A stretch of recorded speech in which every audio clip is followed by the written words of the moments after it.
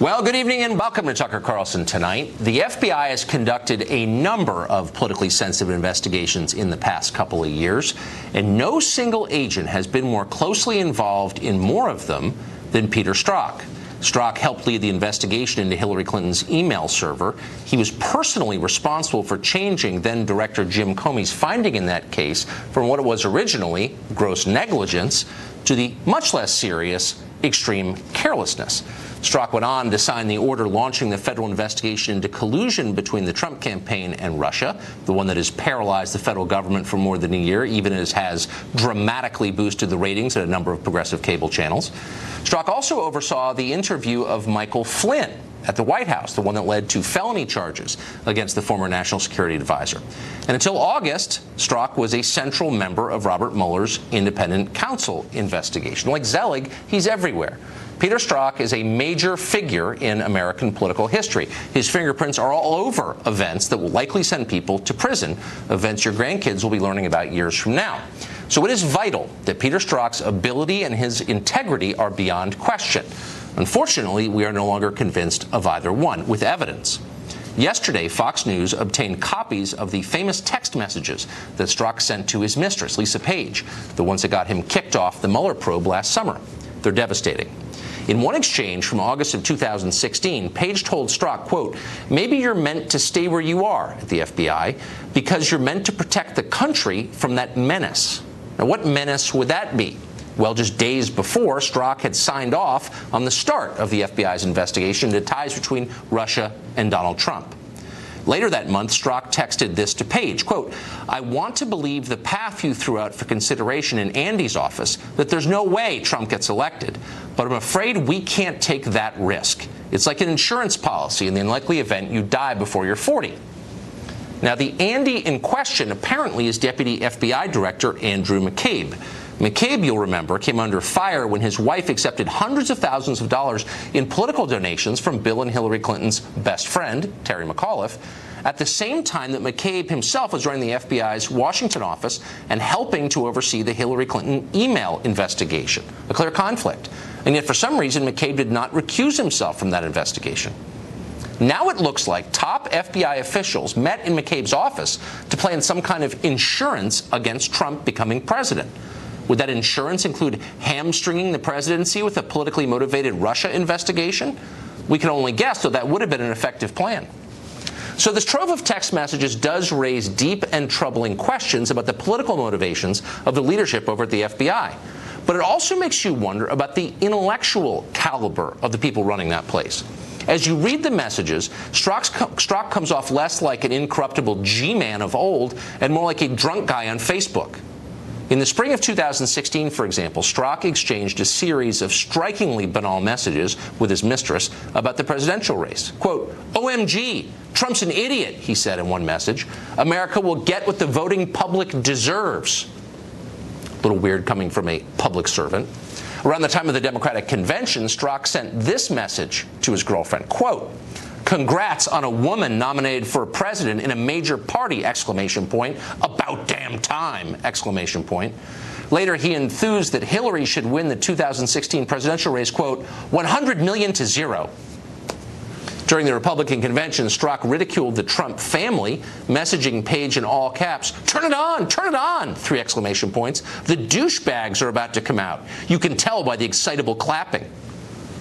Keep in mind, this is the man the New York Times described as, quote, one of the most experienced and trusted FBI counterintelligence investigators. Other fawning accounts in the press painted him as a fusion of Sherlock Holmes, J. Edgar Hoover, and Batman. When you read his text, Peter Strzok sounds a lot like the 6th host of The View. That's not good news for Robert Mueller's investigation of Russia.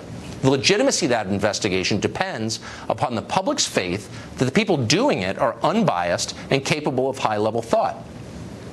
One man who potentially could restore some legitimacy to this investigation is the Deputy Attorney General, Rod Rosenstein.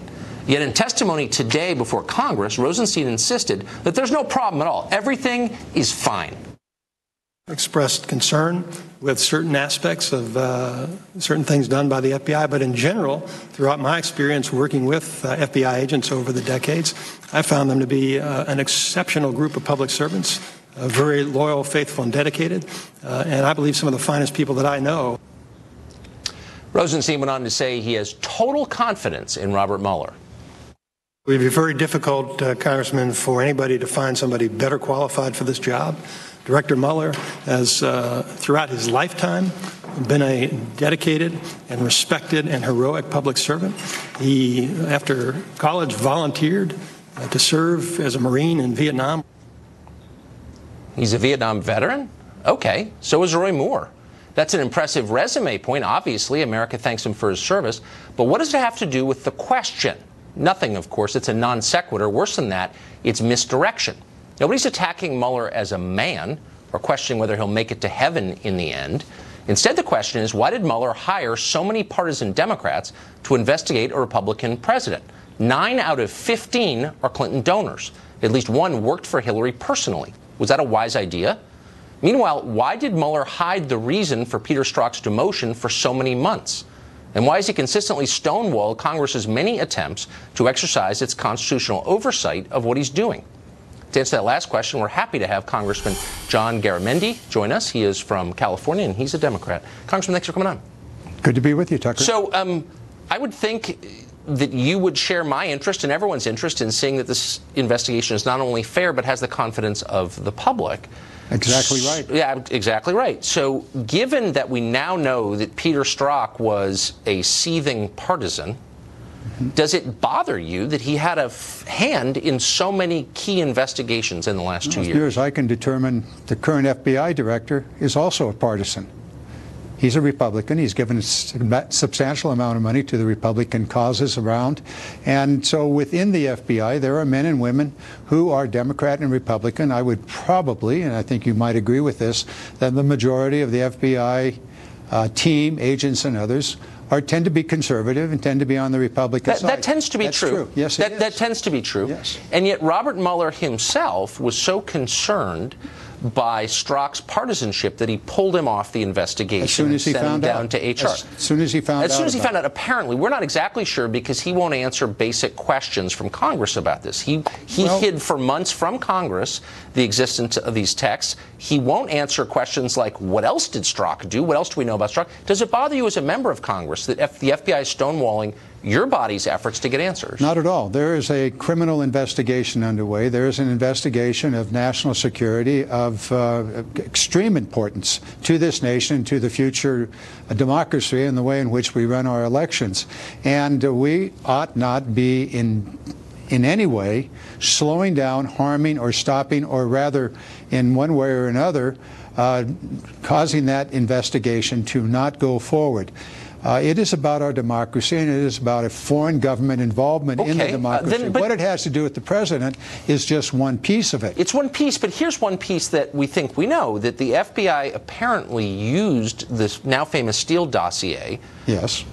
In order to inform its investigation, yes. And it perhaps may have paid for that dossier. Now, that's something that already happened. You're not going to be affecting the investigation by getting an answer to that question. The FBI will not answer the question, did they pay for that dossier? To what extent did they use it? It's been discredited, as you know. Why doesn't your body have the right to know that? I'm confused. Well, whether they did or did not, the question begins with what is the dossier? The dossier has been a template for the investigations. It turns out that much of that dossier has already proven to be accurate and correct. It was important enough that the entire intelligence community looking at it informed the president that it existed, so that the president would know that these issues are out there and that they were being... Where'd that information come from, the information you just described as important and central to this investigation? Do you know where it came from? It came from Russian intelligence in part. Does that bother you?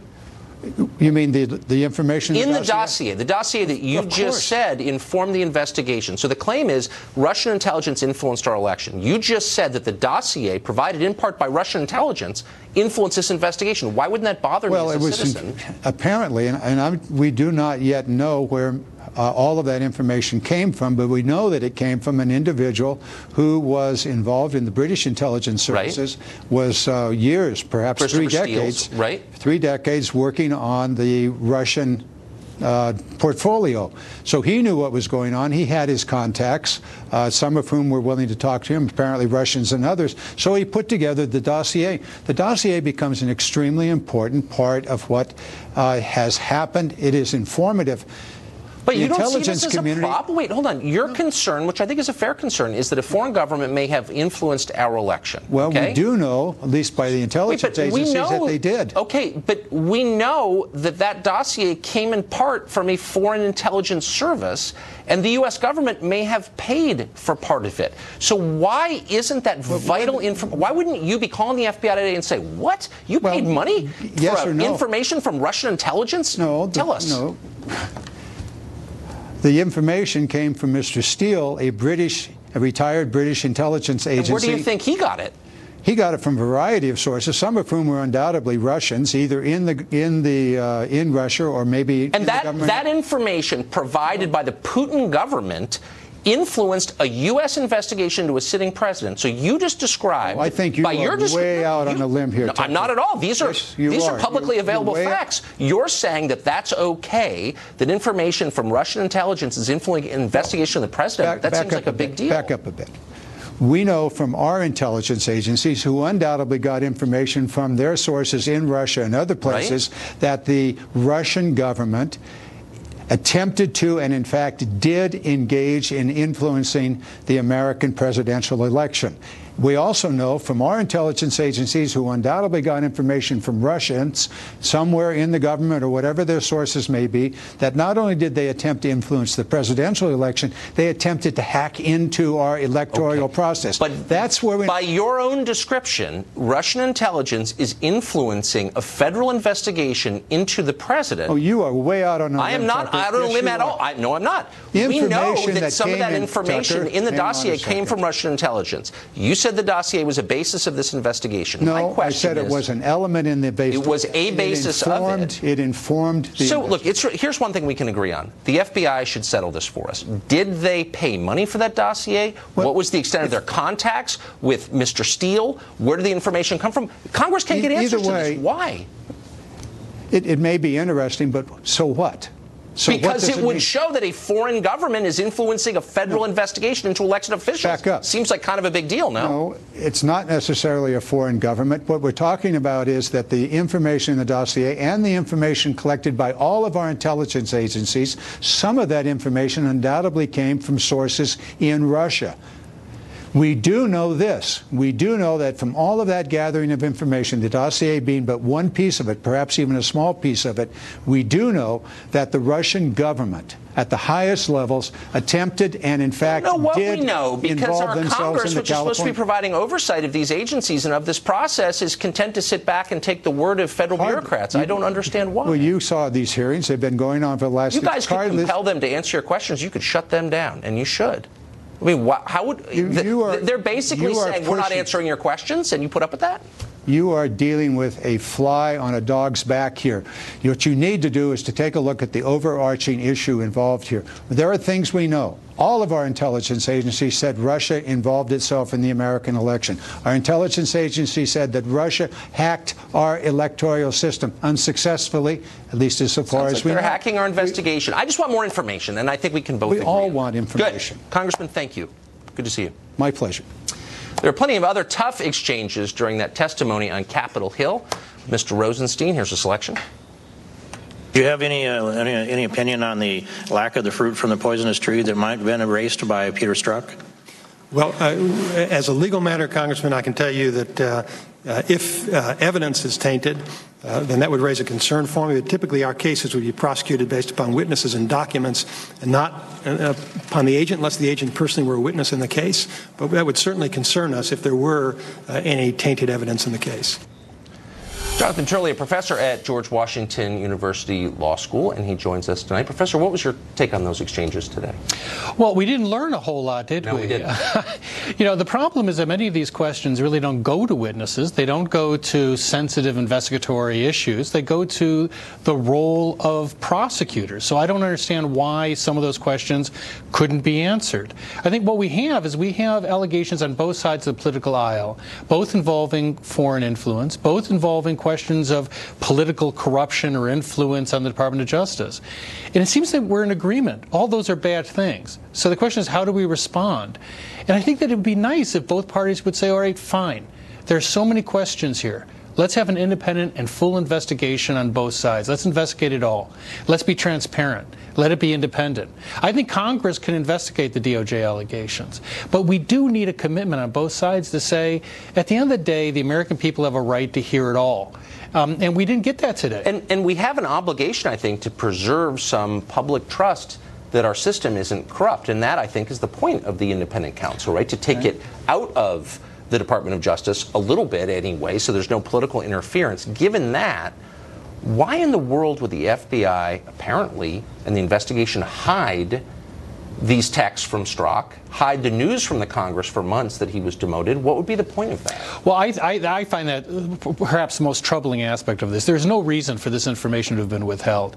And I think it's an example of how agencies thumb their noses at Congress, because Congress doesn't enforce its contempt authority. Those people should have been held in contempt. Congress has a right to this information. It's our government.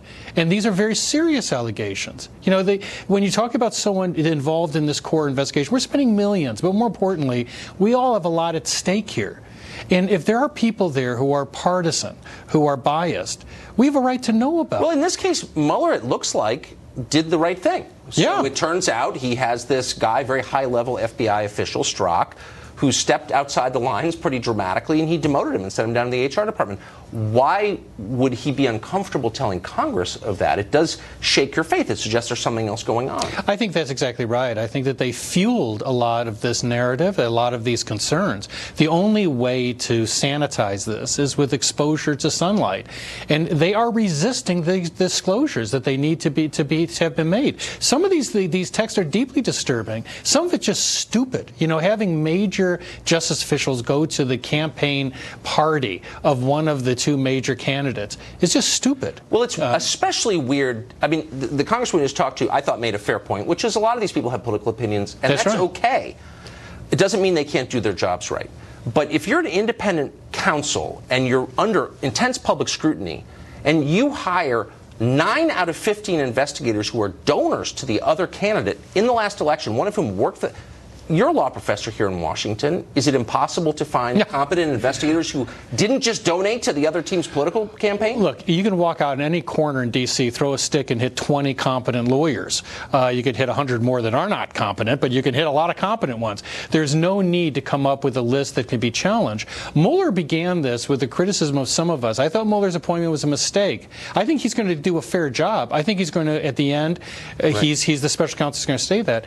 But his connection to Comey, and more importantly, his interviewing for Comey's job, it really baffled me that he'd even be on the list. You would think that after that start, he would sanitize this team, which he obviously didn't. You think so? Because public faith is at stake here. I think it is. Thank you, Professor. Good to see you. Thank you. More evidence of flubs, failures, foul play keep piling up at the FBI, as we said, shaking the public's faith. The agency does not believe it should submit to oversight of Congress or anybody else. Why is that? We'll investigate next.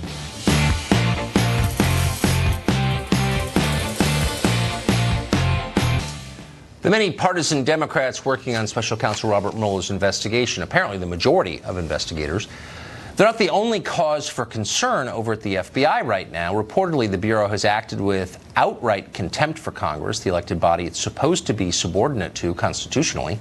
The FBI won't tell Congress how much it relied on the Trump dossier, for example, or whether they paid for any of it. Looks like they may have. It also took a leak to get Peter Strzok's text messages, which we now have. We can now report tonight that the FBI forced a government watchdog agency to sign a non-disclosure agreement so that it would not share information about Hillary Clinton's emails with Congress. So the FBI isn't just ignoring Congress, it's actively sabotaging them and their oversight, which doesn't seem to be allowed in a normal government. Kim Strassel, a columnist at the Wall Street Journal, has written a lot about this and joins us tonight. So Kim, to the last point first, is that how can the FBI force a government agency to sign an NDA preventing Congress from seeing the information? I mean, is that even legal? So as far as I know from my reporting, that has never happened before. And Congress was so unhappy about this, it sounds as though the OSC will never agree to do so again. But it's absolutely unprecedented. And what it means now is that very vital information that Congress is seeking, namely, in this case, some of the transcripts of interviews that were done with some of Jim Comey's closest associates, cannot be turned over to Congress because the FBI is forbidding the Office of Special Counsel from doing so. And they have ultimate say, which is an astonishing thing. So what's at stake here, among other things, is social rest. I mean, the whole country has to believe that the system isn't corrupt, and that when some kind of verdict, in effect, comes down, we can all accept it, like it or not. The Office of Special Counsel and the FBI are making it very hard to have faith in them. Why are they doing this? Well, one thing I want to be clear about is this particular Office of Special Counsel is the government body set up to investigate Hatch Act violations, and that is separate from Mueller's body. So that's just important for everybody to understand that. But you're right. There can be no faith right now when you see these text messages that come out, when you hear the news that one of the senior department prosecutors, his wife worked for Fusion GPS, that he was meeting with them off the grid, that one of Mueller's team members was sending obsequious emails to Sally Yates, an Obama holdover. There can be no faith. The whole reason, I think Trey Gowdy made this point today in the hearing with Rod Rosenstein. He said the reason we have a special counsel is because the statute says that you need one when there's too big of a conflict of interest. It's to restore the public faith. Exactly. But the conflicts in this case are now bigger than the ones dealing with the Trump-Russia collusion investigation. You're going to have massive social problems if people think the system is rigged. I mean, of course. So you had a suggestion for how Congress could force the FBI to do what it's constitutionally required to do, which is disclose information in the process of being overseen by the Congress. How should Congress go about that? How should they make the FBI give up this information? Look, the White House is going to have to step in here, and there's no reason why it shouldn't. This does not require President Trump to meddle in any way with the investigation, but what it does require is the White House, whether it be the chief counsel or the president himself, needs to order the FBI either to hand over this information and cooperate with Congress, or maybe even appoint a special employee at the Department of Justice whose only job is to ensure cooperation with Congress. Because you're not going to get it from the Department of Justice or FBI. They're the fox guarding the hen house, because they're the ones with, as we saw from these texts today, with potentially damaging things to hide. It seems the whole thing seems out of control. Kim Streisel, thank you for your reporting on this and for coming on tonight. Police in Las Vegas continue to try and block information in their investigation on the shooting that took place October 1st. Why are they doing that? And what could they be hiding? That's next.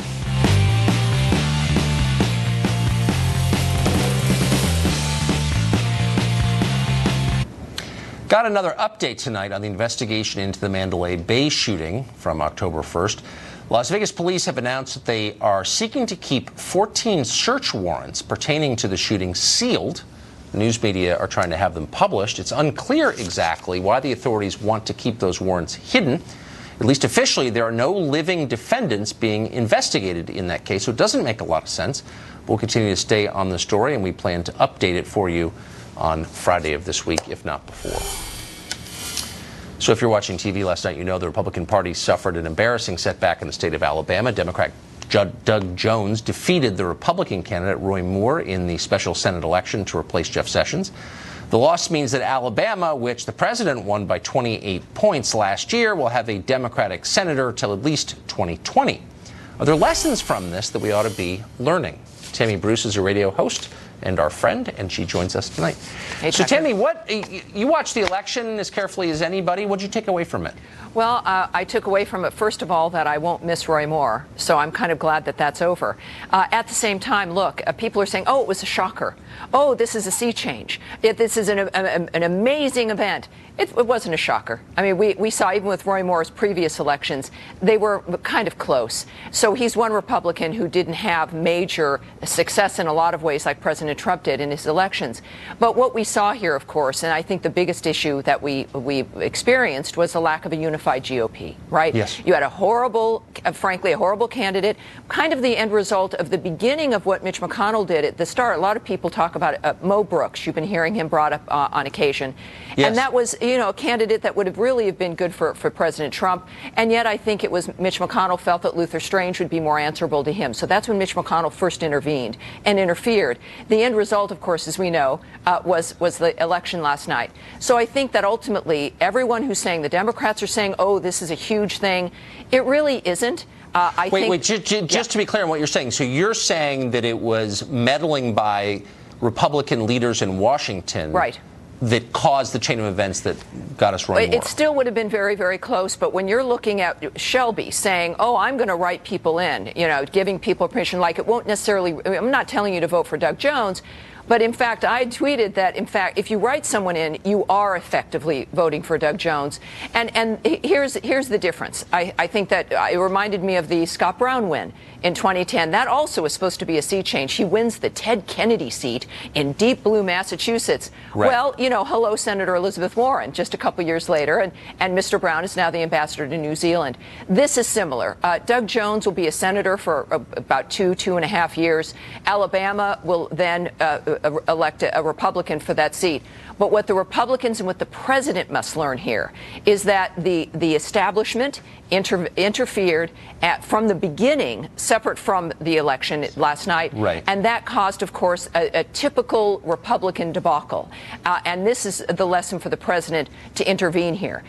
It's not a sea change. I think the Democrats will make a huge mistake thinking that this can be applied to other races because it was a very unique dynamic. It was a local experience.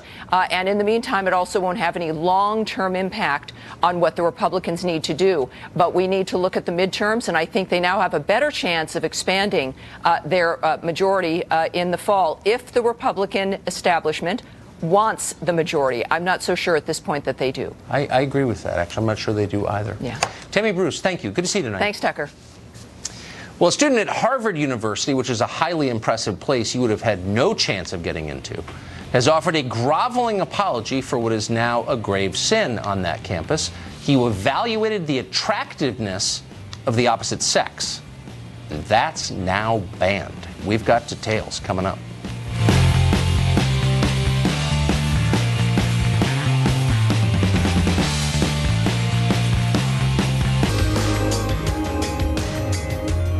In a recent piece for the Harvard Crimson, which is a school newspaper but considers itself so much more, graduate student Daniel Hanrahan reproached himself for what is now a sinister crime. He discussed the attractiveness of the opposite sex. Hanrahan says he was out drinking during the orientation for his class last year when his fellow students raised the matter of which girls in their class were, quote, the hottest.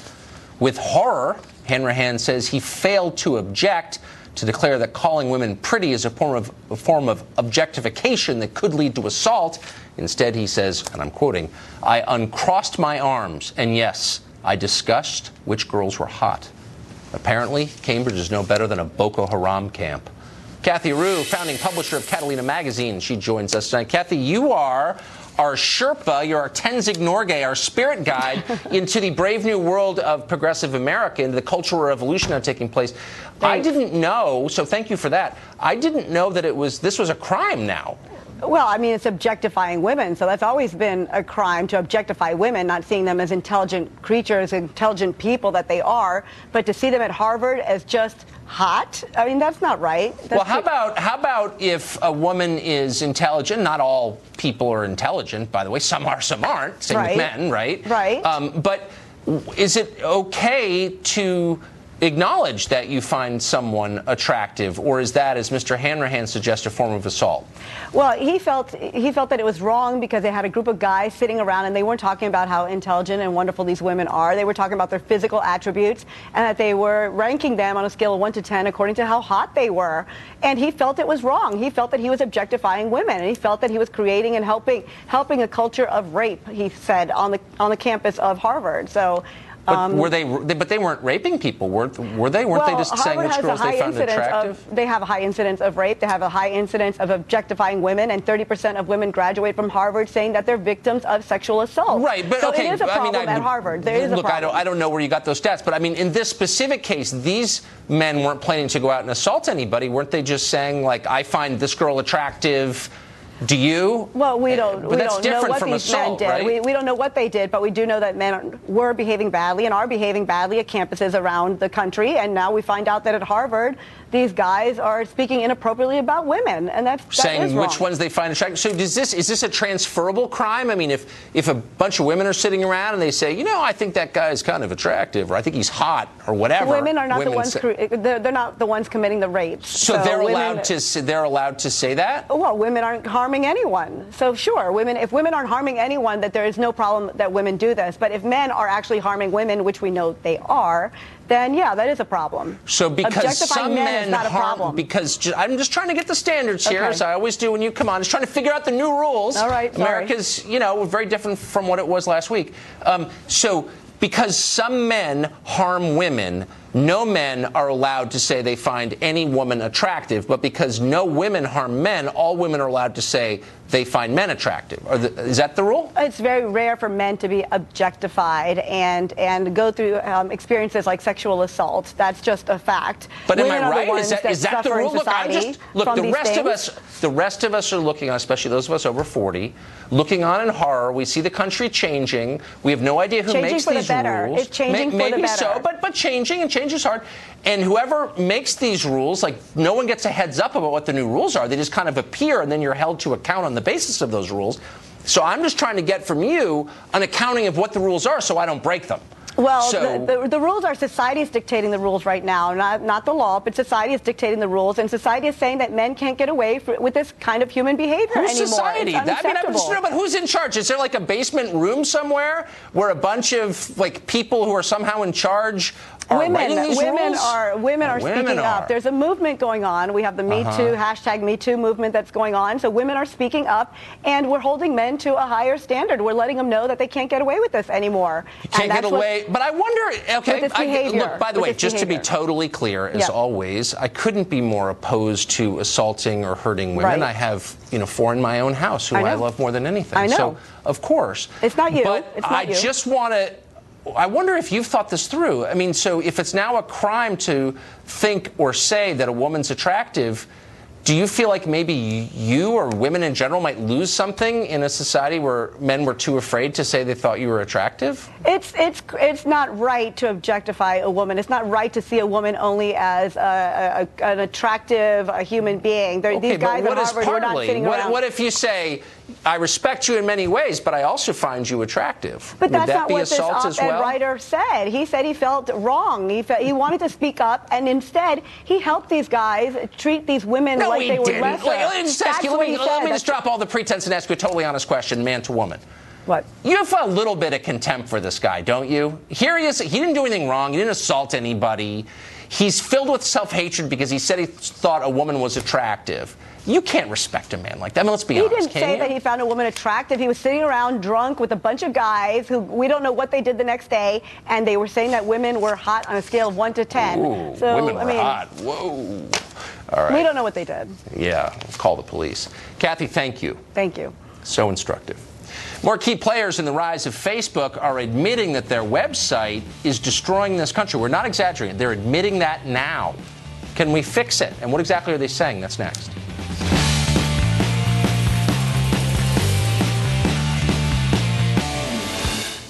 Facebook has made a handful of people massively wealthy, richer than almost anyone's ever been in human history. But now that they've made their billions, more and more of them are coming out and admitting that the company they created is destroying society. Literally, those are the words they use. Last month, former Facebook president Sean Parker admitted the site was designed from the very beginning to be addictive, just like cigarettes or any kind of prescription drugs, and then bragged that his wealth would let him live to the age of 160. Last August, early investor Roger McNamee called Facebook a threat to democracy. Now a former vice president of the site says, quote, Facebook is ripping apart the social fabric of how society works. Tom Kirsting is a psychotherapist. He's known this for years. He's the author of Disconnected, How to Reconnect Our Digitally Distracted Kids. He joins us tonight. Tom, the directness of some of these former Facebook employees is stunning, and this is one from the former VP. The short-term dopamine-driven feedback loops we've created are destroying how society works. No civil discourse, no cooperation, misinformation, mistruth. He goes on to say that this thing, Facebook, is, quote, destroying society. How should we take this? Well, it's like a slow dopamine drip with every like that we get on Facebook. So as human beings, a lot of people don't understand the psychology of the human being and the cravings that take place inside of us from every thumbs up, every like, and every bit of attention that we get. So they know that they have lured people in. And I think, the latest gentleman that made the comments expressed that he feels guilty about it now. And yes. That's why I'm here with you to talk about this. So, but if the people who created the product admit that it's harming people, destroying American society, and won't let their own kids use it, then my question is, what other consumer product in the world would remain unregulated? That is a great. The people who created it admitted that. It's unbelievable. Actually, the Silicon Valley executives, there's a school called the Waldorf School out in Silicon Valley, and they don't allow any technology in the school. It's all paper and pencil. And 75% of the students enrolled in that school are the sons and daughters of Silicon Valley tech execs. So they know a lot that we don't know. And that's a very good question. Unregulated, like any other product or service that we know is affecting people, what are we going to do about it? And I think we're going to see some legislation or something come about in the very near future. Well, the closest thing I can think of to Facebook are slot machines or video gaming, which clearly overpowers people's defenses and creates addicts out of a lot of people and drains their bank accounts and destroys lives. And that's why it's so heavily regulated. That's right. Why wouldn't we do the same thing with this kind of social media? Well, I think we have to. I think we're going to start seeing that. I mean, when you talk about video games as an example, I deal as a therapist and as the author of this book, I deal with kids on a daily basis. And these kids get sucked into this, kids that may be remotely quiet, and now they can lead armies to victories and so forth. And it's very artificial. It's not real. That's the real problem here. Reality is what you and I are doing right now, having a conversation. Well, you're the expert on the effects on the human brain. I live in Washington, so I can tell you the answer to the question, which is they have a massive lobbying budget, and that's why it's not regulated. That would be correct. Yeah, it is. Tom, thank you. Thank you very much, Tucker. Well, a Canadian broadcaster was just fired from his job for an unforgivable sin. He came on this show, and they canned him. He'll join us next to explain what happened.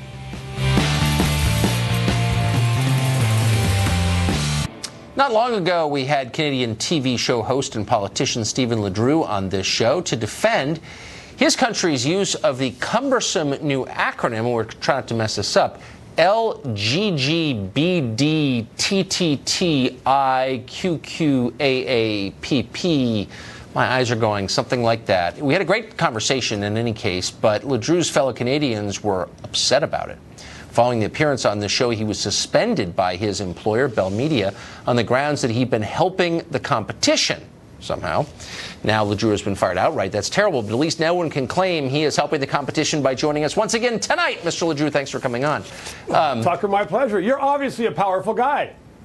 I didn't know I was in Canada, but the irony, and I don't want to rub it in, obviously I feel for you completely, having been fired myself more than once. But the irony is that we were talking about freedom of speech in Canada, and you were saying, well, no, you can say whatever you want in Canada. And I said, I don't think you can. You got fired for saying that. Absolutely. What happened is that it was actually 2 weeks ago tonight that you and I were talking about freedom of speech, and Thursday morning I was hauled in by one person. Bell Media is a great organization, but one person runs the local cable show. It has a catchment area of about 6 or 7 million people in Toronto, and it's a popular show. And I was told that it's against the rules, and I said, well, why is that? Like, what's the rule of going on? I'm not paid. You didn't pay me. We were just having a discussion, and they said, well, you know, as you put it so well, Fox is competition to CP24. You can't go in the competition. Later that day, I was suspended. You don't tell everybody that I was suspended for 7 days without explaining why. And so I said, well, clearly they thought that Fox was competition of CP24 in Canada. And after that, they said, well, now you're fired because you're mocking us. No one likes to be ridiculed. That is a ridiculous decision. So here I am. Tucker, you said you've been fired before. Do you know any good agents? No, very few are very good. But wait, I mean, I don't think we even have a bureau up there in Toronto. How are we competition? You should get one. There's lots of good stuff going on. We could debate Trump and Trudeau at least once a week. But you live in a country that will fire you for going on a channel they disagree with. Look, we've got a lot of refugees streaming into this country. And I guess my suggestion to you is come here. You know, housing vouchers. I mean, we'll take care of you. You should come here as a free speech refugee. I'm serious. Well, no, I don't need to be taken care of. I haven't sold my Rolls Royce yet, you know, and I'm still in pretty good shape. But if you want me to come to Washington or, you know, somewhere in New York, those are pretty good places to be. You're in good shape, Tucker. Well, the beauty is you can say, and this may be changing, but as of today, you can say whatever you want in this country, and no one can fire you for it, supposedly. Anyway, Stephen LeDrew, you're always welcome here. They can put you in jail. And they can fire you. I mean, well, not here they can't. Not here they can. It's a free country. Not you're in always Washington welcome here, not though. in the United States. Call me when you're in the land of the free, and we'll have lunch. Great to see you, Stephen LeDrew. We're out of time, sadly. Don't know how that happened so quick. Tune in tomorrow night and every night at 8 p.m. to the show that's the sworn enemy of lying, pomposity, smugness, and groupthink. Good night from Washington. Guess who's next? We'll give you 3 guesses. If you guess Sean Hannity, you're absolutely right. He follows the show. Hey, Sean Hannity. All right, Tucker. Thank you, and we appreciate it. All right.